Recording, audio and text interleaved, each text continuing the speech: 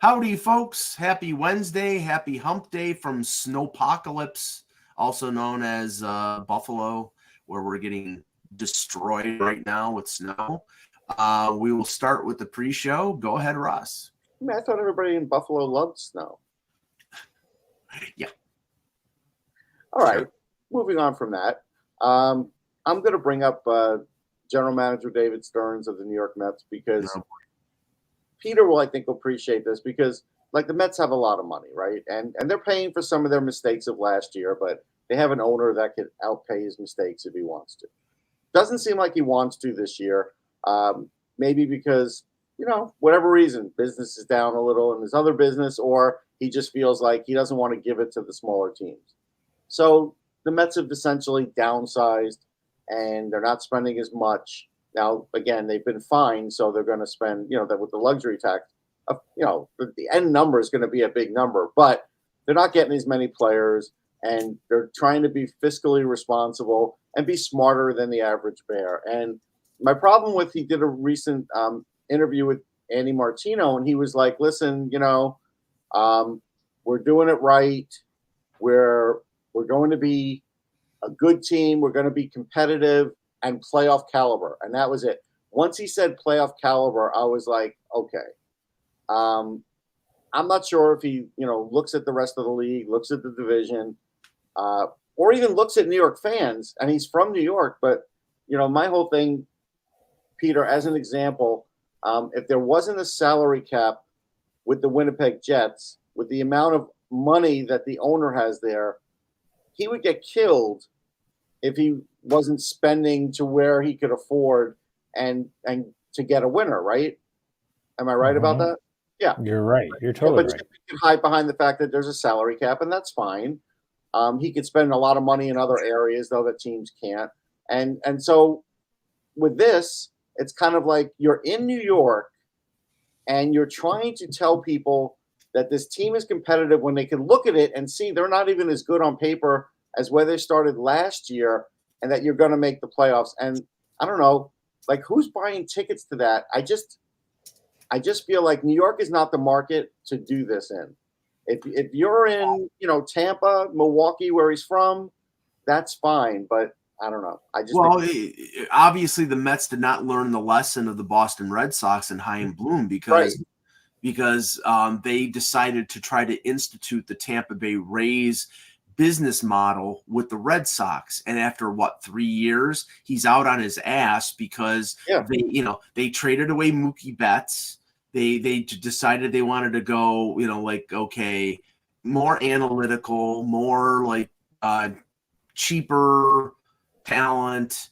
And it didn't work. And now Red Sox fans are totally frustrated. And now they're sort of starting over from scratch.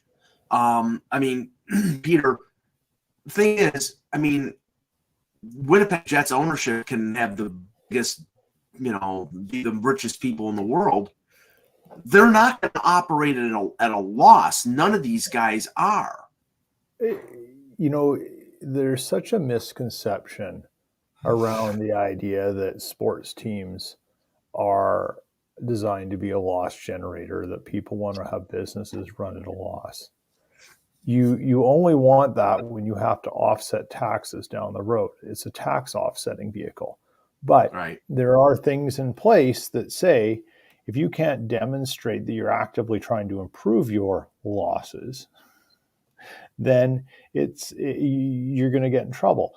The harder it is when you scale up to multi-million-dollar companies that are running, $100+ million a year on expenses and such and revenue. So, at the end of the day, if you've got to pay a corporate tax rate of X amount of dollars on $10 million profit, it's a heck of a lot better than having to sink $10 million or borrow it and pay X amount of interest on it. So yeah, they want to make money. They may not be expecting to make a boatload of money every year, but they want to make money. And chances are, over the long term, sports franchises increase in value. And when you get out, you hopefully recoup the money you put in then, and you come ahead based on what you put in. Right. So as an example, Mike, just like the Toronto Maple Leafs might have done. The word is now that the Mets are going to hold on to Alonso through the whole season. They're not going to trade him. And he is, the second for Pete, I'm saying this, second or third best power hitter in baseball. Certainly looking for a huge contract. And they're going to walk him to the summer where he says, okay, I'm going to look around and see what's out there and take that risk. Mm-hmm. And so now they're saying they're a playoff caliber team, and they're going to let their best player walk through the trade deadline portion of the season and leave him on the team so they could say they're a playoff caliber team. These are two big things. And I just saw 6 stories pop up about the Mets. And the first thing that says in all of them, like there's the two truths and a lie and playoff caliber in quotes. And I don't think he's fooling anybody in that market. Well, I mean, okay. They can say they're not going to trade him throughout the entire year. And then once they're 10 games under 500 on July 31st, then they adjust accordingly. So yeah, and they can always, reevaluate at a certain point. So, I mean, but do I buy it? No, I don't buy it at all, because they can talk a good game. But when it comes down to it, and internally, if you're not going to sign the guy, or you're not going to pay what Scott Boras is asking for, and then all of a sudden, it's a situation where, while I mute Ack here for a sec, if that's the case, he's going to get traded. I mean, you can talk a good game, but in the end, it doesn't mean anything until you get to that point. After July 31st, if they don't trade him, and then it's like after the trade deadline in the NHL, and you're letting a guy go to free agency, and you have no idea, then you've wasted an asset, and then you're going down the road that I talked about ad nauseum over the last few years regarding players with certain teams. If it's a guy that you're not going to sign, you trade his ass. It does not matter. I agree with that. That's it. All right, Ack. Let's start the show. My sound okay? Yep. Yes. Okay. Am I delayed? Nope. Not delayed. Okay, good. Nope. I wasn't sure my computer what you were doing. Good to see you, Pete. Yeah, you too, Ack. All Nice right. to see you, man. Yeah, man. All right, here we go. Date is, got it. Hello, Hockey World. It is Wednesday, January 17th, 2024. I'm Michael Agello, and I hate snow. I'm Pete Tessier, and I am happy the Jets are in first overall in the NHL, with the Canucks a close second. There you go. Russ Cohen from Sportsology. I root for the wrong Jets. I'm Eklund. You're watching HockeyBuzzcast on HockeyBuzz.com. This is the podcast that comes to you to bring you the comings and goings in the hockey world. And it's been a while. It's great to see you guys. I'm going to be back now on a regular basis, which will be fun. Cool. Work out scheduling things, so that's going to be really, really, really great. But yeah, we got a lot to get into. Obviously we got the Winnipeg Jets. Mike, any big stories on the docket? I've got something we can discuss. So yeah, I wanted to start with the sort of sports business news, because on two fronts, it was I think the last 24 hours revealed some interesting stuff. One, there was a report that came out yesterday regarding ESPN Plus, and now I have to say, I am somebody who has purchased ESPN Plus. It's been pretty good in terms of my access to having to watch Maple Leaf games. Obviously, there's a blackout when it comes to local broadcast, but I think it's been pretty decent product. I think better than the Center Ice package or Game Center Live, because at least with ESPN Plus you get the choice of the broadcast that you want to watch. If it's, if you're watching Toronto versus Winnipeg, if you want to watch the Winnipeg broadcast, Peter can. If I want to watch the Toronto broadcast, I can. There's some flexibility. If you watched it on cable, you didn't have that because they had a limited number of channels and you only get one broadcast. Well, anyway, ESPN Plus apparently was having all these games on demand for a foreseeable amount of time. And then yesterday it came out that they're only going to be carrying the games on demand for a span of 30 days, which for some people, that is, that's sort of abrogating the agreement that they thought they were going to have these games forever. And, obviously, Disney, with their $1 billion deficit that they have, they're looking to cut anywhere they can in terms of budgetary considerations, and this is probably one of in a number of areas that they are doing that. Now that came out yesterday. Then today, it comes out that Amazon is buying a minority stake in Diamond Sports Group, which is Bally's, which is all the groups that the regional sports networks that carried, I think, Columbus and Tampa. I think it's like 14 or 15 NHL teams. And they're buying this out of bankruptcy. So basically it sounds like Amazon is buying a stake into this. And it sounds to me like they're sort of backing this. So, these entities would, continue to broadcast these games. Or, I mean, Russ, is that how you understood it? Yeah, so two things. First thing, I wanted to bring up the ESPN quickly only because I feel like that on-demand feature is important. And the fact that they kind of casually, when questioned about it, when ESPN was questioned about it, or the NHL, I can't remember who gave the answer, they were like, well, this platform wasn't built to have on-demand. But there are people that work in the world and can't watch the games live, and there are people in Europe that can't watch them when they're being shown because, they're 7 hours ahead, 7 hours behind. And to take that away, I feel like is in mid-season is unfair. I just don't think I think it's unfair because people have paid for it, it had it, and now you're stripping it away. That's one. It is unfair, but I didn't know about the 30-day part of it. Yeah, So they needed to make that clear to people who buy it, because again, what if somebody just wants to watch a game again? Like, hey, that they had nothing to do this day, and they wanted to watch McDavid like his last 5 games. Now they can't do it. Look, they have all the data on this, and they know that probably less than 10% of all subscribers are watching games past 30 days. This isn't just, hey, we're picking 30 out of a hat. But it doesn't matter because those 10% signed up with the intent. No, I understand. But you know what? Look, when you sign up and you accept these agreements, you're not accepting a user agreement. You're basically accepting throw any kind of consumer expectations and rights out the window. It's just like whatever you use something on your mobile device, that's what it is. The power is gone from the person.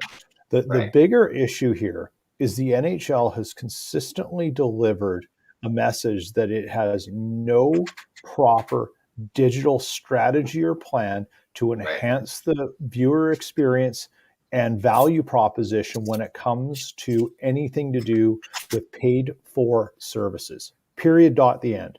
They don't have one. It's non-existent. It's non-existent, and this is a ramification that comes down the pipe. And so, the only thing I'll say is about the Amazon and then I'll let you go. I read the Amazon thing. What I felt like is it's great that they're bailing out Diamond so that people could watch. The back of my mind, though, says Amazon only does things for one reason: to get people onto Amazon and buying their service. And I just feel like people are going to end up having to be Prime members, or they're going to have to sign up for Amazon to do it and be Prime members. That would be my worry in that deal. Yeah. They're buying in for pennies on the dollar is what they're doing. That's what like anything in bankruptcy act. If somebody big swoops in, they see an opportunity to make a killing, and that's probably what Amazon is doing here. Yeah, I mean they've got the money to make this happen, so they can do that. This is a small little extra write-off thing for them. It really means nothing.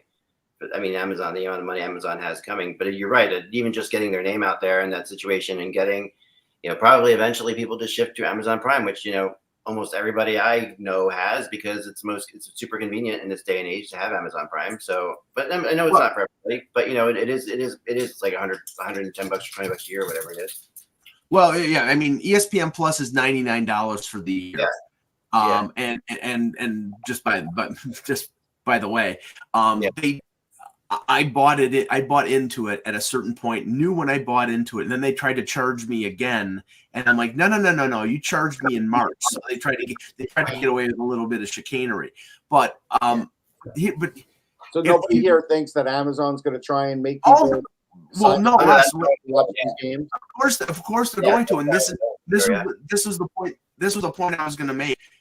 That Peacock game that you bought, the Kansas City Miami game, that it was exclusively on Peacock. We didn't know that watching every broadcast for the last 4 weeks. They promoted up the yin yang.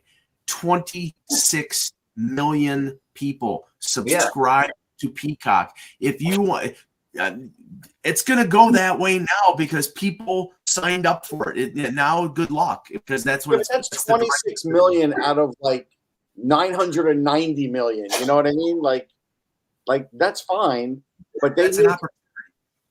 I mean, that's a huge number, and obviously, for a lousy game, I wouldn't have paid for it. So here's the thing: why they like doing this and getting this stuff on there is that you will really see the opportunity for them to target, monetize revenue with it. So the whole point with this is once you put it on a digital platform, you have way more control on your advertising income and it expands out your options because now you can target advertise much more specifically to who's watching it.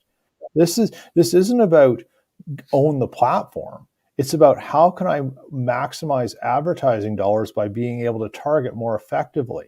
It always comes back to revenue. And the more you put into a digital world, the better you have a chance of targeting the advertisers or targeting the people who are likely to buy your products. And that's just the tip of the iceberg. Yeah. A year and a half ago, I sat at a conference and I was on stage with the head of marketing for MBNA Bank. I'm batting way out of my league here. Let's put it this way. And we had a conversation after. And she told me, she goes, most of the things we do, I'm not interested in conversions.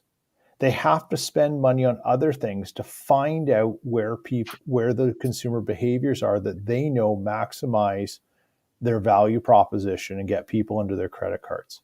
This is exactly where this is going. You can talk about it and sort of philosophically if it's right for the viewer, but that's what it is.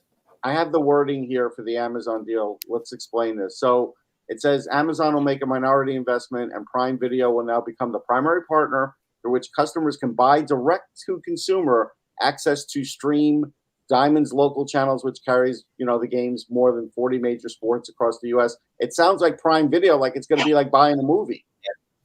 Yeah, it does sound. You're going to expand out, and if you want the local team, you'll be able to buy that. If you want something that's to say you're a Seahawks fan, poor suffering Seahawks fan, but you live in Birmingham, Alabama. You're going to have to pay for that service now specifically because you can't get it out of region. This one but look, consumer always loses. The horses are out of the barn. I'm already paying. Like if I'm in Miami, I'm already paying for the Marlins and everything else on my local cable bill. They're not going to give me a refund. And now I have to go and buy it on Amazon too. Yeah. So you do what I did. I just killed my entire cable and I went to IPTV. I get 8,000 different channels. I have no blackouts, no nothing. I'm about a minute and a half delayed on live sports. If I just turn off Twitter for a time, I'm way better. Don't let them win. Beat them at their own game. Well, the fact that those things exist is definitely where eventually the battle is going to come down to, because they are amazing. They are amazing IPTVs. Played around with it myself, and they're incredible. But before you start up that show, you have to really think to yourself, what is going to happen along the lines here with, to me, it's just a situation of like we had cable TV. Cable TV's gone now, basically, essentially gone. We have all these other like local, like Peacock and Paramount. We have all these other Hulu and Amazon Prime and Max, all these things that are they're basically cable channels, expanded cable channels. They like Max might be like 12 cable channels in there, or Paramount might have 6 cable channels in there, whatever that kind of thing. They have the Bravos and all different things like that. But we're going right back to cable TV in the same, but just with I think what'll be become more like, buying just what you want to buy, which is what everybody wants, So that's the whole point of it. It'll be just cable TV over the internet instead of over cable. But we've been talking about a la carte. We've been talking about a la carte cable for 15 years. It was in legislation in the U.S. Senate. It never went anywhere. Why? Because these multi-billion-dollar companies donate to politicians and they shit can it. That's why. So right. What would happen in that situation is you would lose most of your channels. Most of your channels wouldn't be able to survive if you went to a la carte. And that's that. Now that is, depending on how well you do it. Like if you do it in a way that, so I'm interested in woodworking or something like that, and there's a woodworking channel that there's no reason that most 99% of people won't be interested in woodworking channels. Right. But I'm very interested in woodworking, say. So I'm willing to pay premium for that because that's my thing. That has to happen in a way that, where the premium thing has to be like, okay, we're targeting like HockeyBuzz can have a website because people are interested. Yeah, but if you're paying for the woodworking, you're not going to be paying for something else then, because you only have so much. And the scale doesn't work. The economic model of that doesn't work. It can work. It can work if you find the equilibrium of balance between the number of years you want to pay for it versus the pricing mechanism. So far, none of the major cable companies and telecoms have wanted to go down that road and model it out because they know it's a law of diminishing returns. We can beat this all over the place. It's unfortunate. The Amazon play is simply this. It's smart. It's smart business. Buy a distressed asset, build it into your own platform that you already have a distribution mechanism for, find a model that you're going to be able to charge for it, build it back up because you bought it on pennies of the dollar. Wash, rinse, repeat. We've seen it wasn't that game, that Paramount, that Peacock game or whatever it was, wasn't that the most streamed sporting event ever or something like that? Like that was along the line. Yeah, because it was a good game, but if they decided to pick and choose this on a regular weekly basis, they wouldn't get those results. No, I mean, is it because it's a good game or is it because the only way you can see it? I mean, I think it's probably because it was a good game. Yeah, it was a playoff game. It was a playoff game. Amazon Prime had Thursday night football games, and they got crappy games, and their ratings were not that great. Now, of course, it's a playoff game. That's I agree. Even if it's a playoff game, Mac, I got to tell you, that game was the only one I would have paid for. All the others, I would have just let go. I'd have been like, I don't care.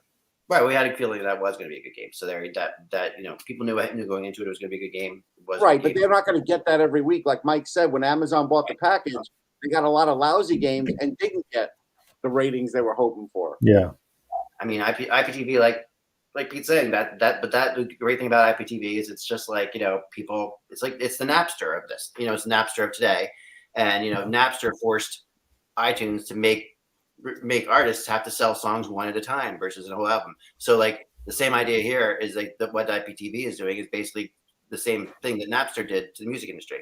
So because you can get every channel you want now in the world for free, or for very little, you can that's going to force the other stations to do the a la carte things, and they're going to have to go down that road, Pete, that they don't want to go down because even though it's law of diminishing returns, it's the only road they have. So at some point that's we might still be 10 years away from that, but it's heading there.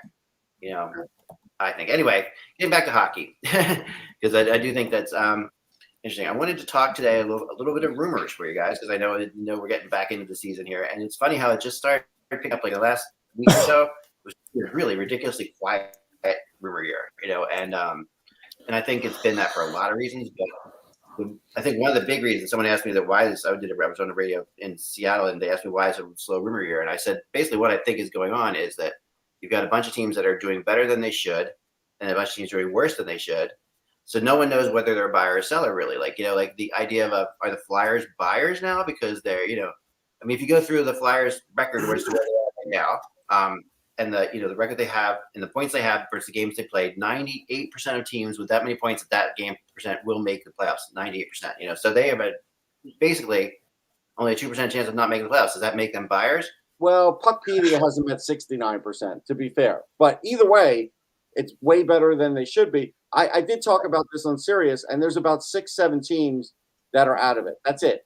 Probably just 6 at the moment, because Montreal, you could sort of make an argument if you wanted to. Yeah, there's 6 or 7 teams that are out of it. And look at the teams that are out of it and see what kind of – I mean, obviously in some situations there, you have the Calgary's not out of it. Calgary's got the most assets, but they're not out of it technically. Would they? No, they'll be out of it when they have to trade most of their guys. But here, okay, let's use Calgary as an example. Yeah. Calgary, let's have some fun with this. It's a flaming pile of tires burning, run amok. They don't have a plan. They don't have a structure. They've got bad contracts. They've got underperformance. Right. The only thing holding it back from initiating change right now is one of two things. The senior management ownership believe it can be turned around and have given process that, or they don't like the offers coming in for what they have to trade. Right. That's all it is. Calgary hanging on for a hope to get swept in the first round is bad business. You got to cut your losses. And everyone should understand this right now. Look at the Canucks right now. Look at what they're doing. Yeah. How much better would they have been if they just understood that they weren't going to finish well last year and gotten closer to getting Bedard? You put Bedard on that team right now? Yeah. It's unbelievable. And that's why you've got to – and now there's no generational talent coming in this year that we're all talking about. But that's why you've got to make the decision early and not pretend it's the 80s anymore. In the 80s, you could be 3 days before the trade deadline and be 10 points out, and you could make that up like that. We've got some false hope here. And I think when you saw how bad Edmonton started and how well they turned it around, there's this, there's this hope part for it. And I bet you right now, the top teams who didn't expect to be there never were thinking of dealing first round picks. So they've got to come to the determination that we have to do this, and they're going to wait for the most evidence. And I think if you looked at those top teams and you looked at what their next schedules are after, say, the All-Star break, you're going to get an idea of who's measuring what based on who they're playing. And, that'll give you a time. The most hilarious thing about the Oilers is they've won 11 games in a row. They're the hottest team in the NHL right now, and they're 2 points up in the wild card race. So all they did with this hot streak is erase the shitstorm that they had in the first 6-7 weeks. And if they have a losing streak over the next couple of weeks, they're right back down 4 or 5 points outside the playoffs. The second most dangerous drug in hockey after goaltending is hope. Yeah. Yeah, but look, there are teams that are in the playoff race that are 4 points from first place and 6 points from the bottom. A lot of them. Yeah, that's a lot of teams, right? And what teams expect to be there? Why are some teams good? Why are some teams bad? Right now there's a lot of confusion on that. And goaltending is one of the big things that's driving the trade market, because there are a couple teams that are good enough to be there, like the Devils, for example. The Devils are good enough to compete, but they don't have a goalie, really. So are they going to be able to compete? I think the thought of goaltending is driving the market, but the price is holding them back because the price is pretty high right now. Markstrom, Merzlikins, Gibson are all a lot of money, and and a couple of them have term that teams don't want. So that's a hard thing. Right. Marc-Andre Fleury, his name has begun to get mentioned as a possible, I've been mentioning him for a month. Right, I know you have. And Minnesota, if they drop out of the race, and Bill Guerin right now is saying, "Oh, we're not going to dump," he's got a 7% chance of making the playoffs, so he's going to dump. So at that point, it's a question of whether Fleury wants to go to a contender or wants to retire at the end of the year and stay in Minnesota. And that's a guy who's an expiring contract, who's not making a ton, who's got obviously Stanley Cup pedigree, that a team that is looking for a goaltender like the Devils or like a few other teams out there, that they might be willing to pay through the nose to get a guy like that. The problem with Gibson, I think he's got 3 years left, or Markstrom, who's got 3 years left, or who's the other one? Oh, Merzlikins, who's got 3 years left, and they're all making over $5 million. Nobody wants to make that investment right now. No one. I think Fleury's a very interesting case study, because if you've got 2 goalies now and you can carry Fleury somehow, because you're taking up a roster spot, there's a risk in that, but there could be some amazing benefits by having him around. Of course, everybody knows that. Like You know, and I think I think he's probably the most intriguing. I'm just curious who would want to take that roster spot, given that we know going down the stretch, and given that, you know, depending where you are in the cap and everything like that. That's the thing. The Devils would trade Vanacek and try to offset some of the cost, and then, you know, Minnesota would ask for a great prospect from them. Like, that's how, you know, the Devils would be one of those teams. I don't think the Devils want term because I think they believe like Nico Dawes might be their guy, and so they don't want these other guys for 2 or 3 more years. Like even Markstrom, I think if they took Markstrom, they would have to, you know, there would have to be a lot of money shed because I don't think they want all of that term for the whole $6 million or wherever he is, 5.1. A team like Seattle who's battling for a playoff spot, and you know, their goaltending hasn't been particularly good. I mean, that's somebody who would be able to fit a Fleury in, and has the assets to be able to make a deal like that possible. And Joey in Seattle, come on, Joey in Seattle is just. I like Joey Daccord. Look, if they think they're going to win the Stanley Cup with Joey Daccord, they're not. But I do like Joey Daccord, and I've liked him since his draft year because his dad's a goaltending coach. Yeah, he is a good goalie. He's getting better, but there's a limit. Like we had a long discussion about this. Like Jake Allen is probably only better than 2 goalies that are in the race, and Joey Daccord on paper is not better than any of them. But you never know because again, this could be his year, and then all of a sudden he has this great year. He's the Hamburglar, right? I mean, anything's possible. And that's why I think it's hard. I mean, I think the Devils are the one team that can take the most risk here because they really have a team that's close, that's struggling because they don't have the goaltending. But like the Leafs aren't going to make a move. Mike has pointed that out, and I think he's right. You know, Pittsburgh, I'm sure Pittsburgh would love to have Fleury, but there's no real way of getting him since they signed Jerry, so I don't see it happening there. Right. But he's not going there as a backup. Yeah. He's not going there as a backup. No way.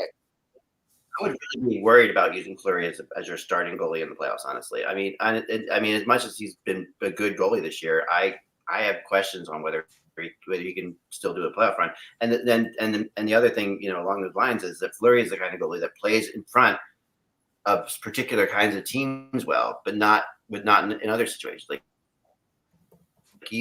the problem with him in Minnesota is a defensive-minded team, you know, for the most part, and that has been a problem with him. Like sometimes he doesn't get enough shots to be what he is, you know. So if you bring him into Pittsburgh, that might work. Bring him into New Jersey, I don't know, you know. But I think Fleury would be super risky for a playoff run. I think at this point. Yeah, but some teams are just looking to get in the playoffs. I mean, supposedly he only wants to go to a contender, and that would knock down a team like Seattle. But I mean, if Boston all of a sudden knew that they weren't going to get Ullmark back for the rest of the year, and Fleury and Swain, you know, they could add Fleury and have him as a tandem guy with Swayman, that might make some sense. True. But you know, that would be. Again, I don't know that Minnesota's going to move him. I don't think they are. I don't think they're going to move him. I don't. Someone's going to have to want him. Yes. What's the point of holding on to him? They still do consider themselves a playoff. They think they can make a playoff. They're delusional. It's a 7% chance. I mean, I don't buy. You know me. I hate those friggin' right. I know, and this is the argument that never true. We've seen 7% teams make it before. It's not. It doesn't matter. The only difference here is if he wants to stay. If he wants to go someplace else, then he's going to go, because you know they're not making the playoffs. I mean, it's 7%. Great, you know, that's one chance in 12. How many points out are they? I'll look, but I mean, we have to remember Adin Hill. We have to remember that Adin Hill won the Stanley Cup, and you know, so I think a lot of teams don't want to make this massive move because Adin Hill won a Stanley Cup. Like, I think that is, you know, because you might have Adin Hill in your camp right now, and you just haven't figured it out yet. It plays into it. Sure. Minnesota is 8 points behind the two wild card teams in the West. They are further out of the playoffs than Buffalo is in the East. Yeah, they're done. Minnesota's done. They're done. But games at hand too? Are they the game in hand situation? They have 43. Edmonton has 40. Nashville has 44. Okay, yeah. So I mean, Grant, obviously, but they look bad, but I do think Fleury likes it there, so it'd be interesting to see. Like, I do think he wants to stay there. I want to answer Randy's question here before we move on to anything else. So, Peter, have there been any Lindholm rumors to the Jets? I mean, Randy mentioned it, and I had heard that, like, you start when you're beginning now and you get into this, right? You say, what's a logical target? Right. And Lindholm's name has come up. I don't think Kevin Cheveldayoff is willing to give Calgary what they would want for it. I think he because there's no future to re-sign him. It is rental right down the middle. Right. And I don't know if that's really where he wants to go. The name that I've heard tossed around is speculation, not that there's any noise or reality to it, but I think it's a very interesting one for the Jets is Adam Henrique. And UFA, 5.8, a little more affordable. And I think he's not, not, well, actually, he's not less affordable than Lindholm, but I think I wonder if Lindholm is really going to be the player you think he is anymore. Yeah. That's what I'm curious about. He's better than Henrique if they're close to the same money. I mean, we know that. Right. Yeah. I mean, I'll say this. I think Lindholm is a good fit for a team and we've talked about Boston and Colorado. Especially Colorado with McKinnon as their number one center, with Lindholm as their number two. You're not expecting a ton of offense from the guy, and he's a really good two-way player, good on face-offs. I mean, it makes sense for a Colorado who's maybe that one piece away. With Winnipeg, I think you have to factor in the ability of either a rental or a guy who's a contract expiring that you can re-sign or that wants to stay. A guy that, and I don't know if you've heard this name, Peter, but he's a Minnesota native, which is, like Ducks and Buffalo.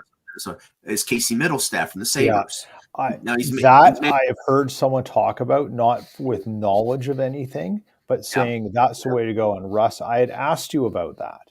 And you said that's an off-season problem for the Sabres in your estimation. I love the idea of bringing him in.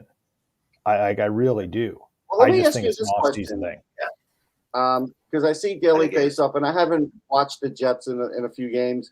Are they not using Perfetti as a center mostly? No, he's mostly playing on the wing. Right. So why not switch him to center? I think, well, here's the weird thing that's going on. Perfetti and Ehlers are basically getting third-line minutes. So Ehlers got moved down. He was actually on the third line at times last night. And Connor came back and replaced him on the top line. Scheifele's out for a little bit. He may play in Ottawa.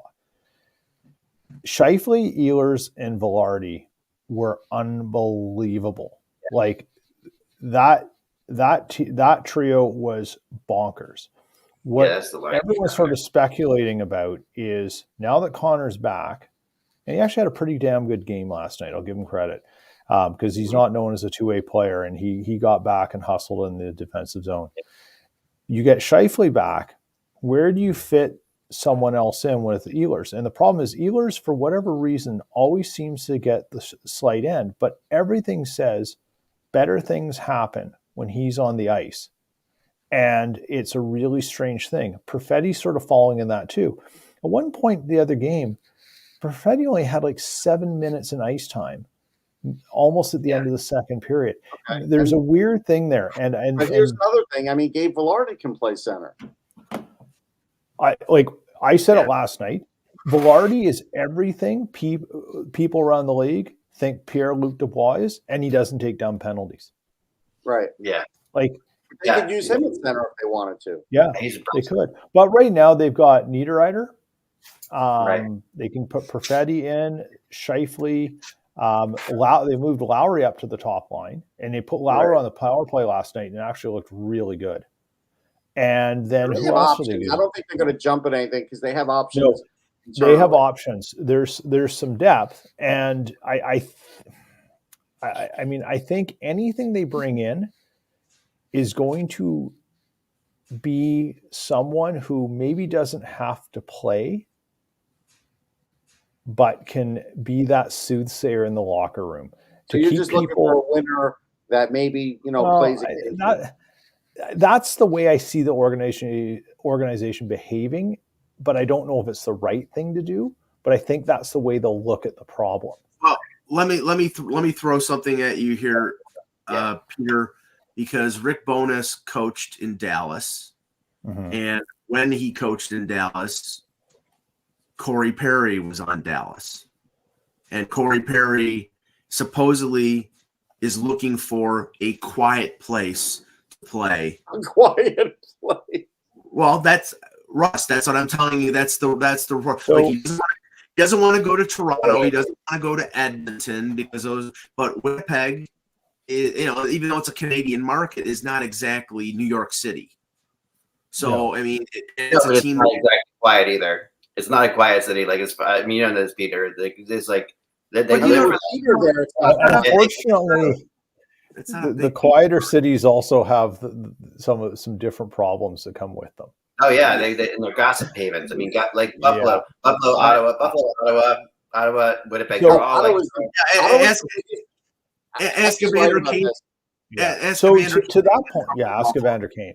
Ottawa is the biggest gossip city in the entire NHL. Ottawa is the worst. Oh, it is. Well, it's a political town, right? It's politics. Everyone talks, right? Well, so about Ottawa, with Corey Perry, here's the one thing I like about Perry, and I've been thinking about this for a bit.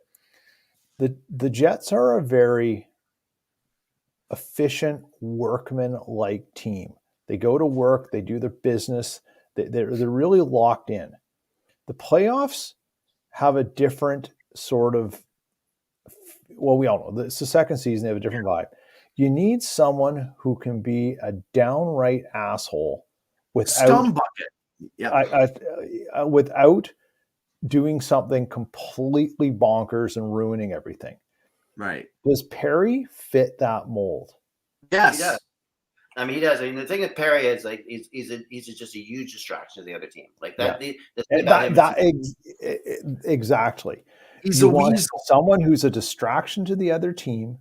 Yeah. Who isn't distracting your own team. So the next thing you know, you don't have to have everyone coming in every other shift and getting in the way and stuff. That happens naturally in the playoffs, but you don't want to make it happen overly too much. All the Maple Leafs wanted to do after the Tavares incident, and I'm not saying that Perry did it on purpose because I don't think he did. But accidentally on purpose. What's that? Accidentally on purpose. No, I don't think he. I don't even think he did. I don't think it was purposeful. I don't think he went out to knee Tavares in the head. But all the Leafs wanted to do for the rest of that series was get back at him. And I think it distracted, even when they were up 3-1, I think it distracted them in that series. And he's a distraction when he's in Tampa, and he's a distraction when he's in Dallas. But it's a good kind of distraction if it's not something that destroys your own team. So maybe Bonus would know that if he could be a positive distraction, meaning somebody who distracts Colorado or Dallas if they have to play them in the first round. And that's, if they don't finish in first place in that division, your first round matchup could be against the Avs or against the Stars. And that's a hell of a tough first round match. Right. Either way. No, and Corey, that's what Perry does. I mean, Perry is the classic. That's what he is. And he's just good enough too. Like, he still has enough talent that he's going to score goals. Which is going to also increase the frustration for the other team. Like, there's nothing worse than a jerk scoring on you. Like, if he's just a jerk running around throwing checks, that's one thing. It's, you can say, when are you going to score? But he'll still score a goal here and there, and it's just like, it'd make people like crazy. Like, this is like the old I don't know. Like, I always think of Thomas Sandstrom in New York. I always think of him like he was the same thing. Like, not Claude Lemieux. These guys who are like completely just get underneath everyone's skin. Yeah, Sandstrom was dirty. He got under his skin too. He did. Oh yeah, but he also had the ability to score that weird goal here and there, and Oh yeah, and he scored big goals that knocked the Flyers out of the playoffs a couple times. So different situations. Gretzky liked him. Yeah, no, Sandstrom was really, but he drove the Flyers crazy, and Ty Domi drove the Flyers crazy. Even plenty of these kind of players, but Perry's actually got more talent than all those guys that we're talking about. So he's actually got the skill too, which is like, I don't know. Yeah, in this day and age, Darcy Tucker wouldn't be scoring at all. Back then, he scored a little bit. No. Now, how would politically it work in Winnipeg? I think that's the more interesting thing. Like, there are some places. I think it could be tough. I think ownership comes in and said you'd have to really convince ownership and their philosophy about things. I guess, Perry's dealing with his own personal stuff right now. Does that align with what the message that ownership wants to talk about and do things?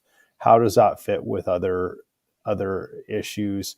I think you'd have a tough sell PR-wise, given that there's still a fairly significant amount of people who feel that the GM is still guilty in the whole Chicago debacle with Kyle Beach in certain ways. So you bring in another thing where it happened in Chicago.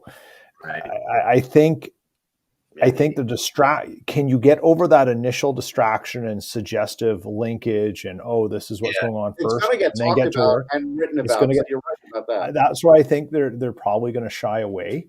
Like on paper, it makes sense. Yeah. Right. Yeah. I mean, it does. And there's a lot of interesting things that going on behind the scenes of what people think really happened in the Corey Perry situation too. Like, the NHL has been really, really odd about it when you think about it. The way they've treated it, they haven't, they didn't go out and say to him, you can't play again. They haven't, it was. Well, okay. I've talked to a few people about this, Ak, and it seems that the general consensus is that because of the whole Cal Beach situation, the Blackhawks had to adhere to. Yeah. I always use the expression "be cleaner than Caesar's wife," which means nothing out of untoward. Nothing. They had to be on the straight and narrow. And from what I understand, and I don't know the detail, what Perry did was regrettable, but it was not something akin to what he was originally accused of, which was complete and utter crap. So by the NHL sort of saying, "Oh, you're clear," they're in a way giving a rubber stamp to the fact that he didn't do something that was, perverse or criminal. They did something that was regrettable, that he needs to be accountable for, but something that that prevent him from continuing his career someplace else. So I mean, just look at what the Blackhawks have done over the last couple of days. They signed a great guy in Nicolino to a 2-year contract, to overpaid him $4.5 million where he is in his career. Why? Because he's a good guy, because he's a positive influence, and they did the same thing with Jason Dickinson. They signed him to a 2-year deal. He's a decent player, but they could have gotten pretty good return for him in a rental deal at the deadline because he wasn't making a lot. Now they're paying him $4.25 million. Why? Because they do have to spend money on somebody. Right. So they are rewarding guys that fit what they need right now and are good guys. You're right about that. You bring up some other players before we get out of here. That I've been following. Monahan, in Montreal. It's a really interesting one there.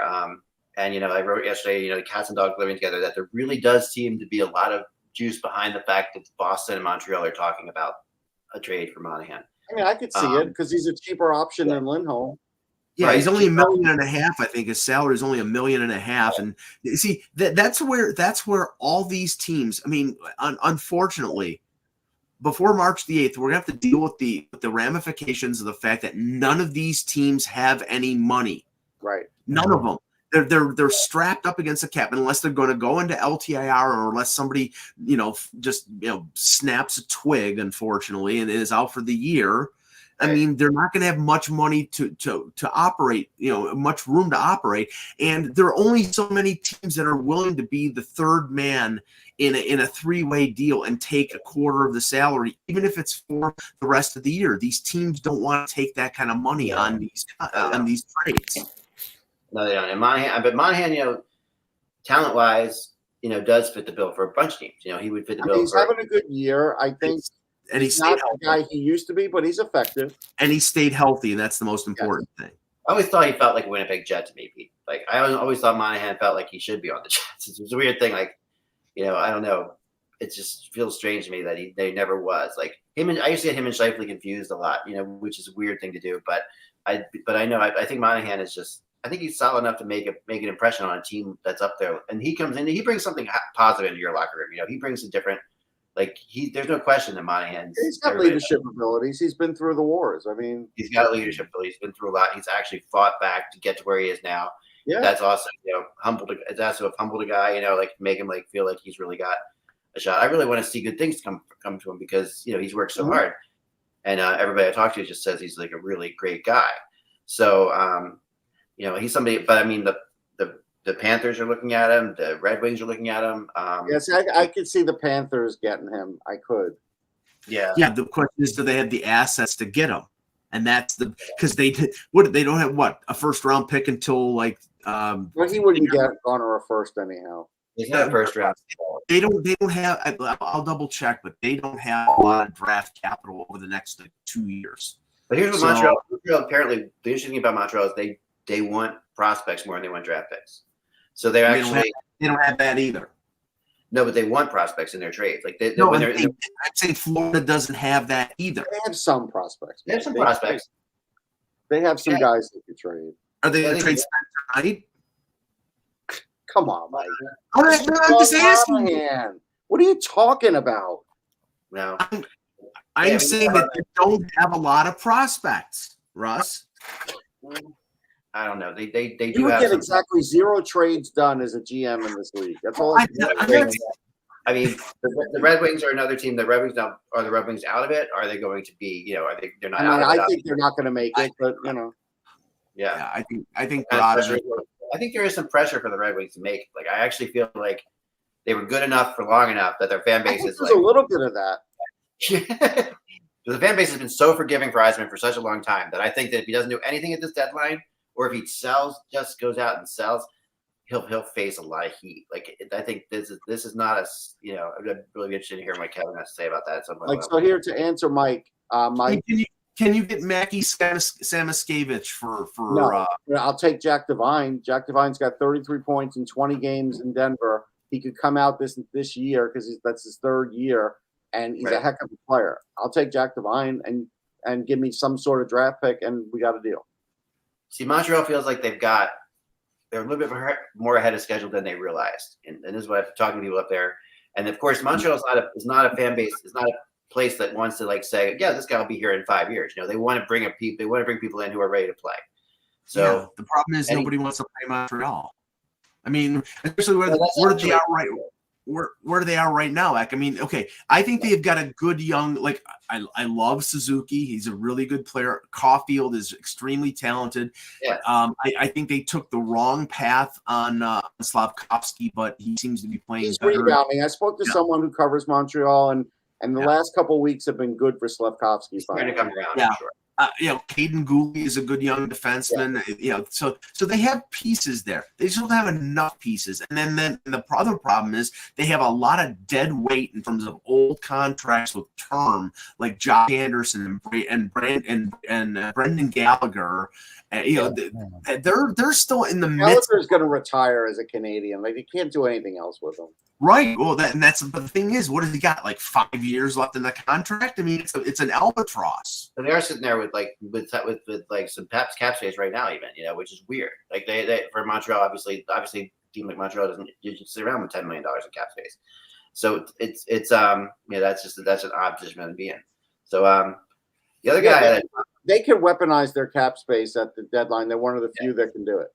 They really could, and they will, I think. But I also think that they will look for players in return and not draft picks. I think that's what you will see. I think they're at the point where they do need to start adding some players, but I don't think they're that far away because, again, Fowler maybe 2 to 3 years away. Primo looked pretty good recently, so maybe he could fill the gap.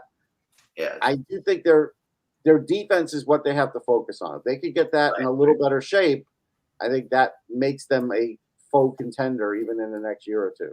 Right. The last player I want to talk about today too is, and this I think is probably one of the more interesting ones, is I wrote about Bushnevich today on the website. So check that out. He's a possible. He has still 1 more year to go. But remember, St. Louis, they are a team. Like they are basically run like Michael Jello wants a team to be run. They don't let anybody go to free agency. No, it's true. Even if they're in the race, they'll trade and still stay in the race. Like that. Remember Paul Stastny. I mean, Shattenkirk. There's been a ton of times when they've been like they trade away some of their best players at times when they were in a race. So if they don't think they can get anywhere with Bushnevich, he still has 1 more year to go on his contract. But if they don't, he has been difficult in contract negotiations.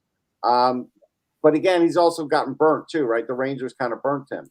So I think there's a give and go with him. Look, he's a valuable guy to get because he's got speed. He can be a sniper at times. And I feel like at this point in his career, he's better than Tarasenko. Yeah, and then the other guy, the last guy is Jake Getzel. So that's the other one that I've heard talk about, and this is – I don't think he's going anywhere. I'd be shocked if he is. I don't think he is. I wrote that I don't think he is, but – I don't know. Like the idea of, I still think Pittsburgh can't move him. I think he's too important to them, and they still think they have a shot. So, what about Jeff Carter? He's just rebounded from the depths this year. Was doing horribly. He's finally doing something. I don't think he's tradable though. Well, no, he's got a no move clause. He's not. That's right. You're right. Yeah, he basically said he would retire before being traded from Pittsburgh. So he's always been good like that. Very. Oh yes. I'm sure the experience in Columbus really made him flexible. They love Columbus. What are you talking about? Yeah, I'm sure they did. But just touching on the Bushnevich thing, and you mentioned Tarasenko. Tarasenko's an expiring contract, and Ottawa probably would retain money to get assets back for him. Right. Bushnevich has got a year. He's a good player, don't get me wrong, but right now, even if the cap going up, in very few exceptions, teams do not want to take players with term. They just don't. Yeah, but even Tarasenko changes your lineup, and I thought last year he still had something. I don't think he does anymore. And so, I don't know. I don't think there's much of a market for Tarasenko. No, it's very small. It's a team that it's somebody who needs a scorer, and it's somebody who has if they have limited cap space is going to make Ottawa eat half of it. But Ottawa is a complete and utter unmitigated disaster this year. I mean, they're in the mix for Celebrini along Chicago and San Jose and Anaheim, and nobody expected that. They thought that they were going to be, and so is Buffalo. I mean, Tarasenko's got 10 goals, Mike. I didn't even realize it was that low. Yeah, 10 goals. I'd be surprised. He'll get traded, but he'll get traded for like a 5th round pick. Oh yeah, and they'll still have to retain salary. Yeah, he will get moved though. There will be somebody who will take a shot at him. And believe that he could maybe become like some kind of a special player in the playoffs. He has shown in the past that he can be pretty good in the playoffs. So that's I think that that he's a pretty good professional player. Well, that's not all the time we have for today, folks. Remember, without the buzz, it is just hockey. We will talk to you again on Friday.